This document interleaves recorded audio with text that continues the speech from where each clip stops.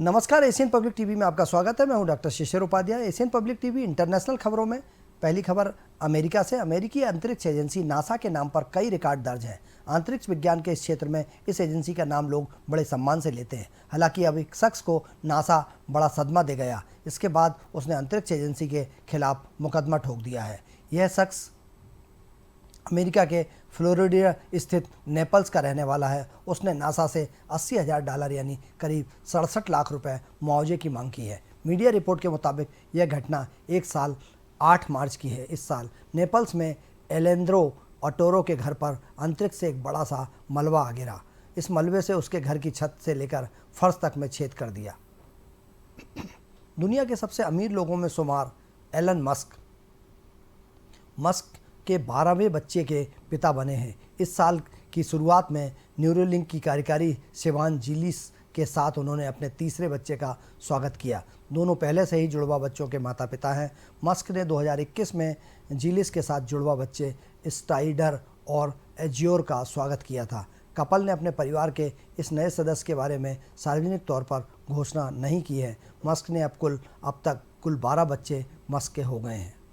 Creek द्वीप hydra पर जंगल में लगी आग के बाद 13 लोगों को गिरफ्तार किया गया है। अधिकारियों का कहना है कि आग एक नौका से की गई आतिशबाजी के कारण लगी थी। हाइड्रा जंगल में लगी आग ने इस द्वीप में चीड़ के जंगल को तबाह कर दिया। हालांकि बाद में आग पर काबू पा लिया गया, लेकिन आग ने अग्निशामकों के लिए बड़ी चुनौती रखी। इसे समुद्र के रास्ते उस क्षेत्र तक पहुंचना पड़ा जहां आग लगी थी। समुद्री तट पर जाने वाली सड़कों की कमी के कारण पानी गिराने के लिए हेलीकॉप्टर का इस्तेमाल करना पड़ा। 23 जून 1985 वो तारीख जब खालिस्तानियों ने एयर इंडिया की एक विमान को निशाना बनाया था। इस विमान हादसे में 329 लोगों की मौत हुई थी। मरने वालों में 268 कनाडा के नागरिक थे। यह विमान इतिहास में सबसे घातक आतंकवादी हमला था।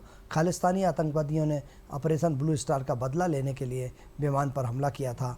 हमले में 39 साल पूरे होने के बाद भी कनाडा पुलिस हादसे की जांच नहीं कर पाई है।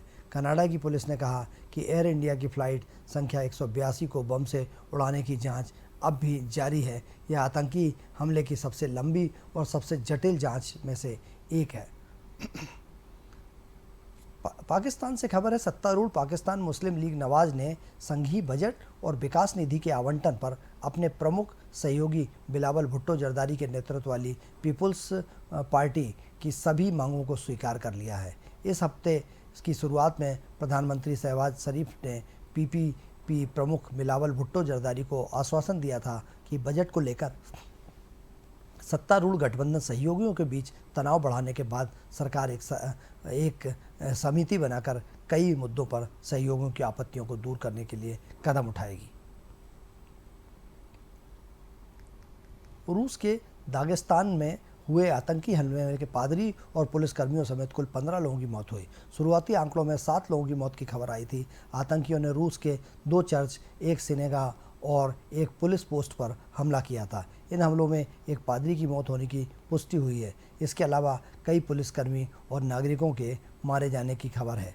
आतंकी हमले के दौरान चर्च में आग लगाने की भी पुष्टि हुई। रूस के दक्षिणी प्रांत दागिस्तान में आतंकवादियों ने अत्याधुनिक हथियारों से दरबेट शहर के कई जगहों पर हमला किया। दागिस्तान के गवर्नर ने एपी को बताया कि आतंकवादियों की हत्या तरफ से की गई गोलीबारी से चर्च के पादरी, पुलिसकर्मी सहित कुल 15 लोगों की मौत हुई। सुरक्षा बलों की तरफ से की गई जवाबी कार्रवाई में 6 आतंकवादी ढेर हुए। इस हमले में 20 से अधिक लोग घायल हुए हैं। सऊदी अरब के मक्का शहर में हर साल की तरह इस साल भी हज यात्रा हुई। 14 से 19 जून के बीच हुई हज यात्रा में 17 जून को कुछ ऐसा हुआ जिसने हर किसी को हैरान कर दिया। इस दिन ही ईद उल अजहा भी था। ये दरअसल ईद उल अजहा सऊदी अरब में इस समय भीषण गर्मी पड़ रही है और इस वजह से ईद के दिन 550 हज यात्रियों की मौत हो गई थी। रिपोर्ट के अनुसार ईद के दिन सऊदी अरब के मक्का की ग्रैंड मस्जिद में तापमान 51.8 डिग्री सेल्सियस तक पहुंच गया था। मरने वाले हज यात्रियों में सऊदी अरब के ही नहीं, दुनिया के अलग अलग देशों के बहुत सारे हज यात्री थे।